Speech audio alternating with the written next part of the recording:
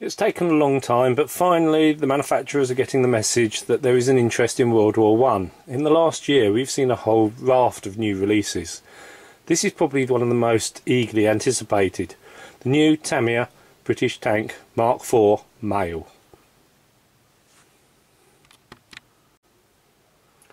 One thing to notice is that this is the export version.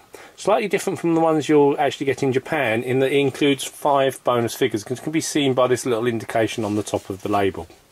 So this is worth looking out for.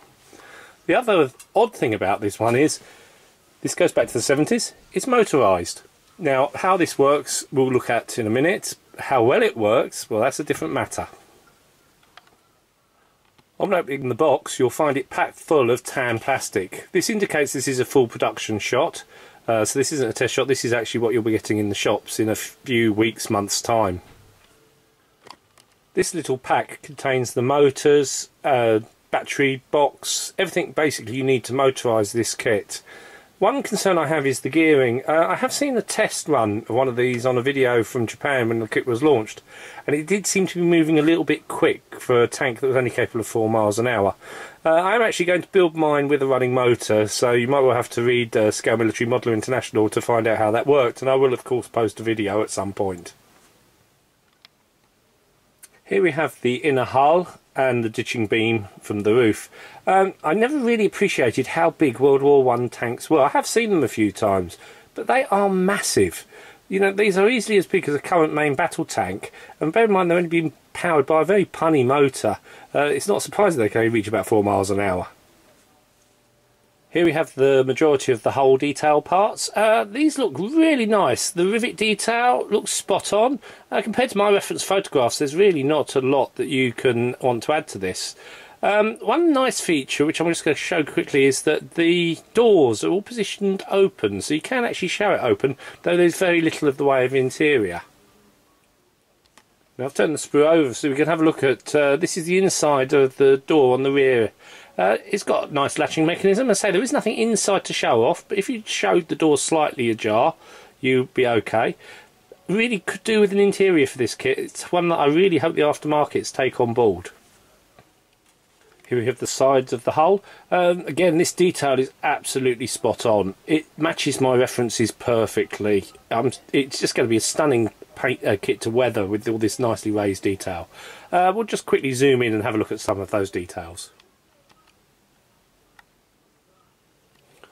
You get 2 of this sprue, as you can see, lots and lots of wheels, and some of them are subtly different, so you are going to have to pay very close attention to the instructions when assembling the complicated under mechanism. I wouldn't say complicated, let's rephrase that, it's not hard to put together, you just need to pay attention to the instructions. On the right we have one of the cupola guns, 6-pounders. The barrels are actually nicely hollowed out, and I'll try and zoom on that in a moment. Again, this is just a stunning piece of moulding. I know this isn't going to be an inexpensive kit, this is a state-of-the-art manufacturer, but I am just so impressed by this. Slow mould technology used to its wisest. This is the end of the 6-barrel gun. There really isn't going to be the need for an aftermarket replacement here. It's just very nicely cast, hollowed, and virtually no seam line to clean up. The Vickers machine guns have had a similar treatment, and they actually have a hollowed out barrel end as well. 2-part assembly. We'll look at those in a moment. This is one of the Vickers guns. First I was a little bit disappointed by this. I thought it looked a bit toy-like, and I wasn't really that impressed.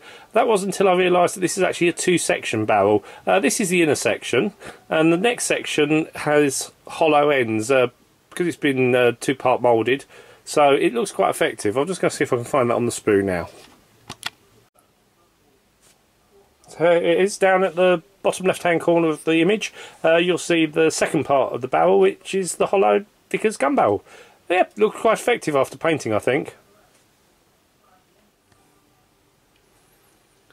And here again we have another inner door detail. I say the door at the rear of the cupola is posable, so you can have it open, and this is the internals of it.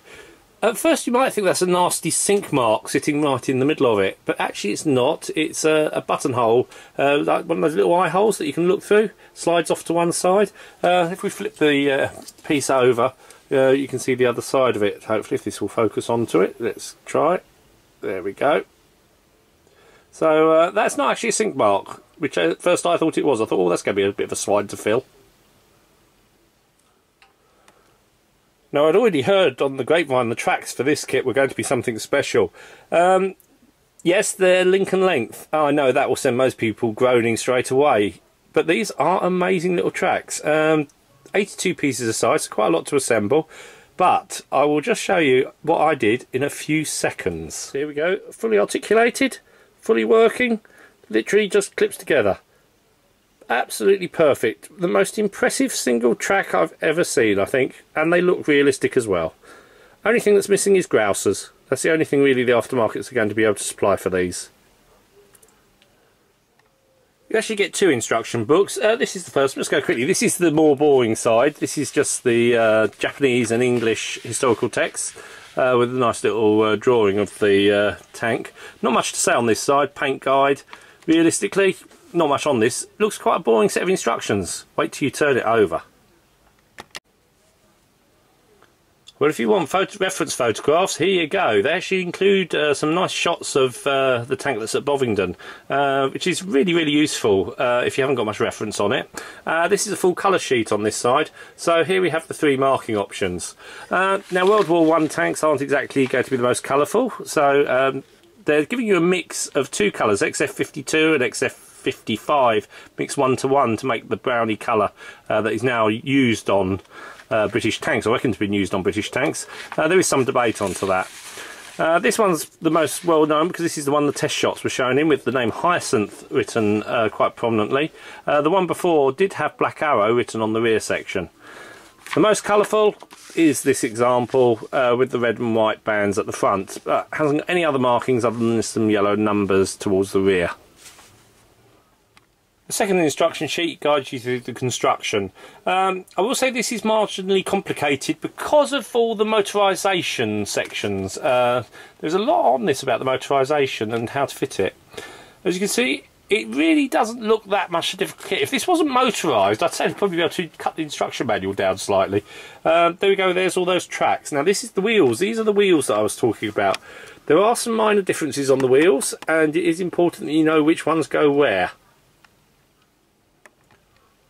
Rather interestingly, the motorisation part of the tank also means that the rear wheels are adjustable. You can actually just plug fit some plastic moulds in place over the screw settings, but you can adjust the tension on the tracks, just like on the real thing. Here we have the guide for assembling the tracks, 87 parts per side, so I say it won't take you that long to do. The exhaust goes all the way along it. Again, it's slide moulded at one end, so you get have nicely hollowed out exhaust pipe.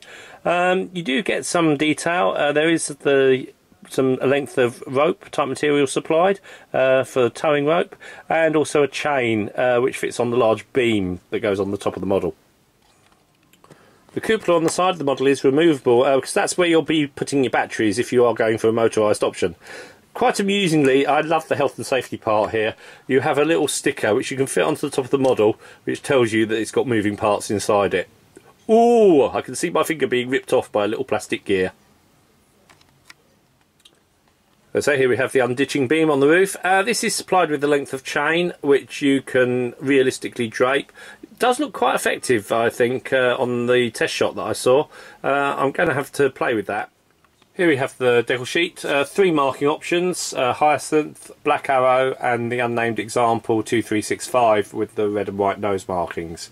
Now just for a laugh, health and safety.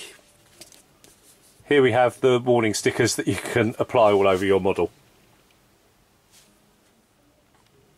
Now these are the 5 figures that you're being supplied with free in the export version of this kit. These are going to be boxed and sold separately. I don't believe these were originally a Tamiya product. They look very much like something produced by ICM for Tamiya. I know there has been some inter-cooperation between those two companies in the past. The plastic moulding is to a very high standard, especially the weaponry, and I'm sure you can modify the figures if you wish. It does help you make an instant diorama with the tank and the figures.